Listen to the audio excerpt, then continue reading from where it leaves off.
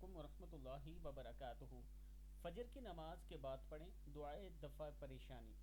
فجر کی نماز کے بعد یہ دعا پڑھیں: یا مفتح الابواب و یا مسبب الاسباب و یا مقلب القلوب والابصار و یا غیاث المستغیثین و یا دلیل المتخیرین و یا مفرح المحزونین و یا مفرح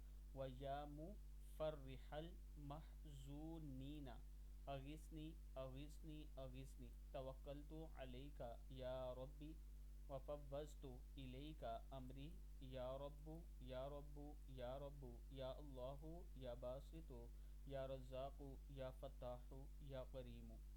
ہر روز آپ نے 21 مرتبہ یہ دعا پڑھنی ہے، پھر اللہ کے حضور مانگیں۔ صبح و شام پڑھ لیا کریں، فجر کی نماز کے بعد پڑھیں اور شام کو پڑھیں تو اللہ تعالیٰ کا خاص کرم ہوگا۔ السلام علیکم ورحمۃ اللہ وبرکاتہ۔